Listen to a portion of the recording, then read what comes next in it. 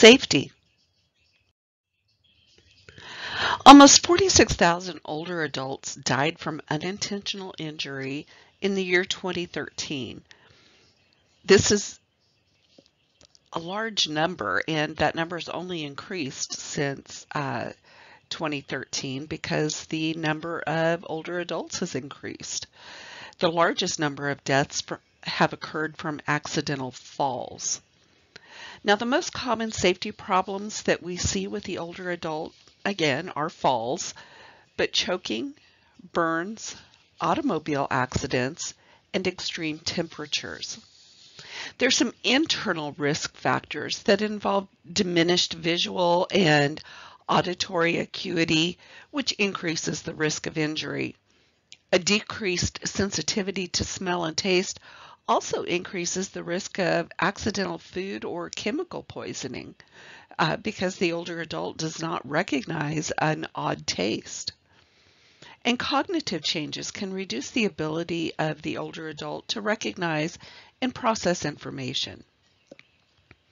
Physiologic changes that affect safety include decreased mobility, decreased flexibility, decreased muscle strength, a slower reaction time, gait changes, and difficulty lifting the feet, in addition to altered sense of balance and postural changes. Now, with the cardiovascular, nervous, and musculoskeletal symptoms, we have a decreased cardiac output and decreased oxygen brain supply to the brain. And this can cause vertigo, also known as dizziness, or syncope, also known as fainting. There are neurologic disorders such as Parkinson's disease or stroke can lead to muscle weakness and alterations in the gait and balance that also increase the risk for falls. Arthritis can reduce mobility and flexibility. So, increased risks for injury are going to include those older adults with impaired physical mobility, sensory deficits, a lack of knowledge of health practices or safety precautions, a hazardous environment, and a history of accidents or injuries. But don't forget that medications can also contribute to falls. Because older adults commonly take one or more medications, their risk for those untoward effects is increased. Any medication that alters sensation or perception, slows reaction time, or causes orthostatic hypotension is potentially dangerous for the older adult. Falls, once again, are the most common safety problem in older adults. Many independent older adults are reluctant to report a fall because of the implication that maybe they're frail and dependent. In addition to causing bodily harm, falls take a psychological toll on older adults, and it causes them to lose confidence, and this will decrease their mobility. Now, we do need to realize that falling is not a natural occurrence in the older adult. However, it does happen more frequently in the older adult because they're at greater risk. Once again, medications can contribute to falls because older adults commonly take one or more medications. Any medication that is going to alter their sensation or perception, slows the reaction time, or causes that orthostatic hypotension, once again, is going to be potentially dangerous for those older adults.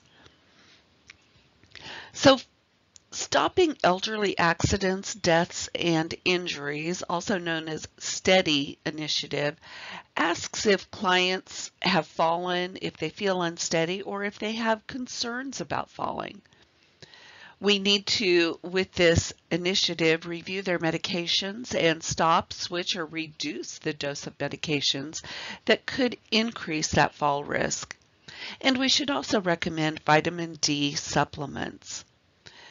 Intrinsic factors for falls are going to include a recent history of falling, heart failure, COPD, Parkinson's disease, or anemia, the use of assistive devices, cognitive impairments, gait, balance, or visual impairments, a high-risk medication use, a lack of exercise, urgency and urinary incontinence, physical restraint use, and bare feet or inappropriate shoes.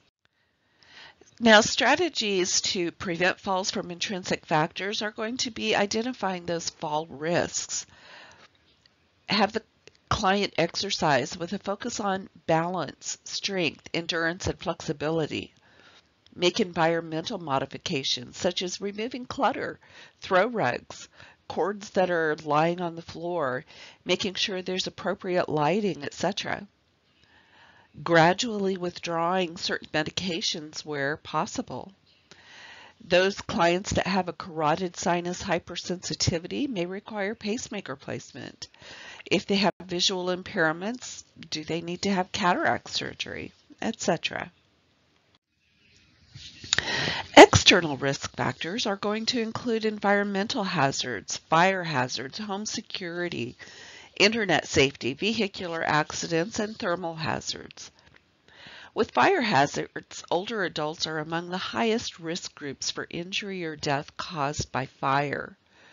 They're 2.7 times more likely to die in a home fire than the general population. Whereas most of the injuries are a result of cooking accidents, most of the deaths are going to be smoking related. Safety precautions include making sure that smoke detectors have been installed. Use caution when there is cigarette use or open flames. Making sure there's no open flames of any kind if oxygen is in use. Checking extension cords for fraying or loose plugs. Turn off the stove or the oven if you're leaving the area. Never cook with long sleeves or loose sleeves. Tie back long hair when cooking. Report safety hazards to a landlord if applicable. Have an escape plan. And remember, in case of fires, don't use elevators. With home security, people, particularly strangers, present a risk to older adults.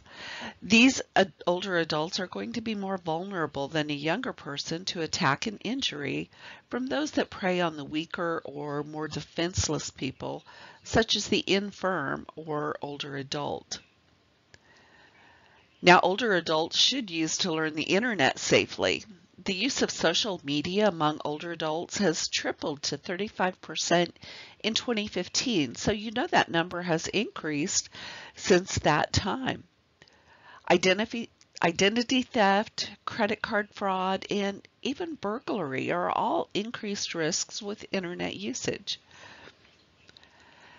Probably the most dangerous hazard because of the size and speed are going to be motor vehicles. Motor vehicle accidents are more likely to occur with the aging, whether the older person is a pedestrian or a driver. Drivers over 65 have the highest crash rate per mile driven.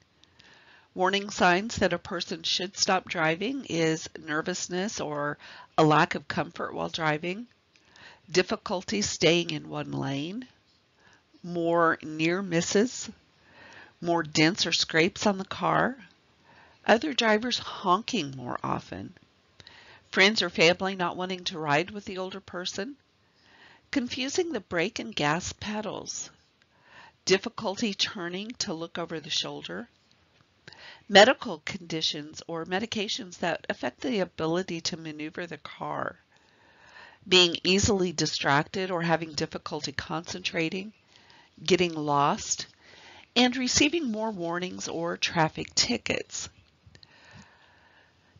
Environmental climate extremes are going to be another external risk factor. Older persons are at an increased risk when exposed to extreme temperatures.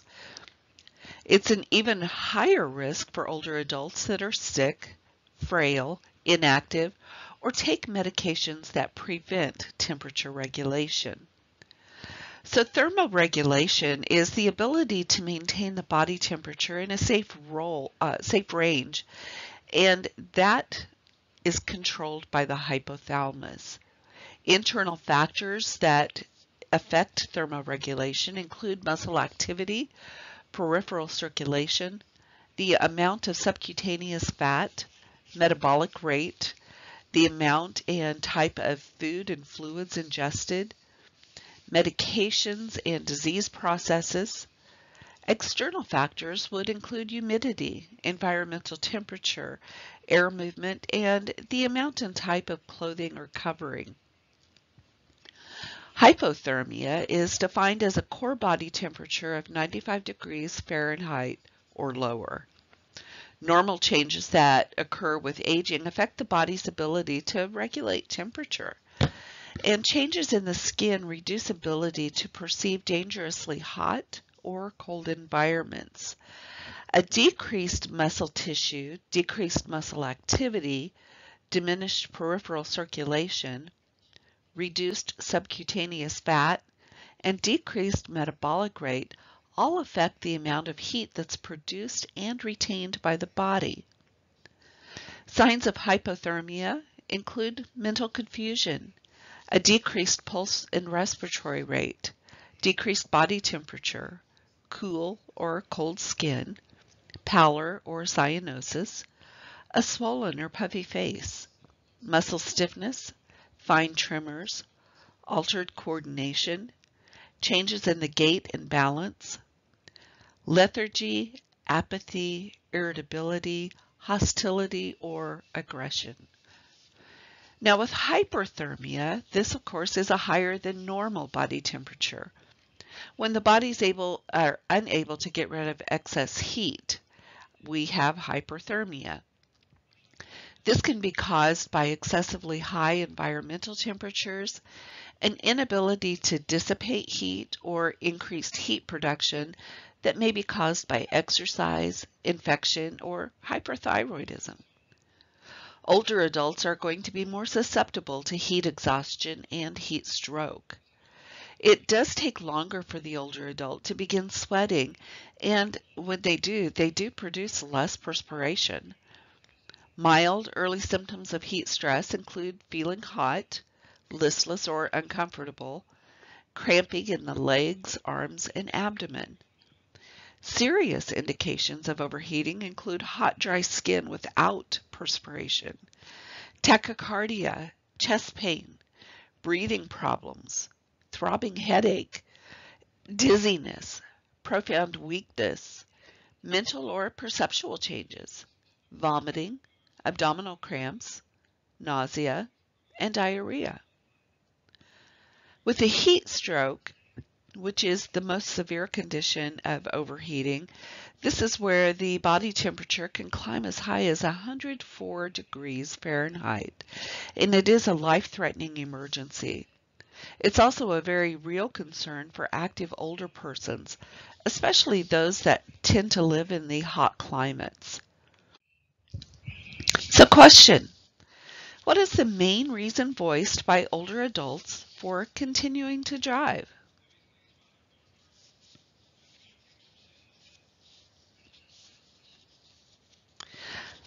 The answer is independence. So nursing interventions for risk for injury include evaluating the person for the risk for falls, modifying the environment to reduce those risks.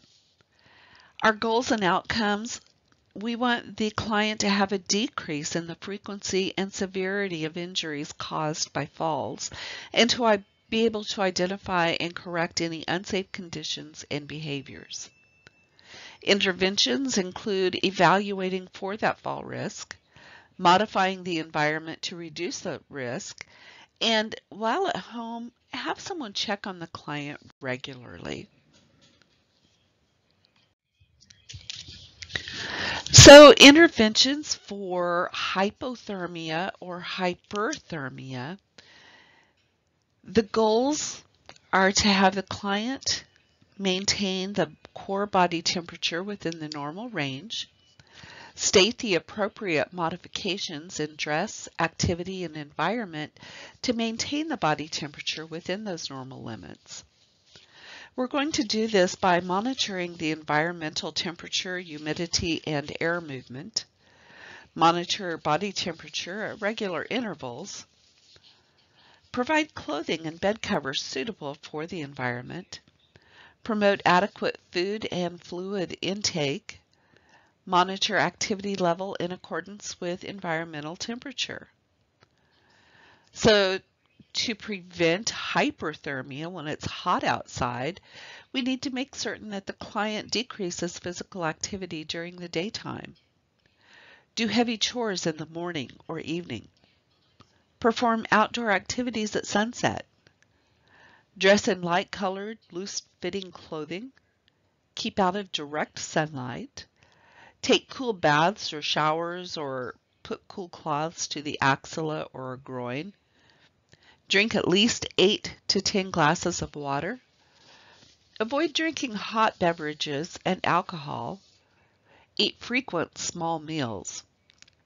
And to prevent hypothermia when it's cold, keep the heat at 70 to 75 degrees. Stay active. Wear several layers, especially wools, knits, or flannels.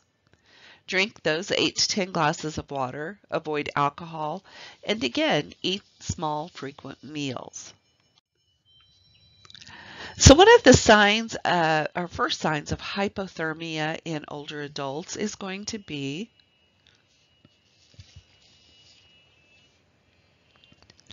the answer is mental confusion.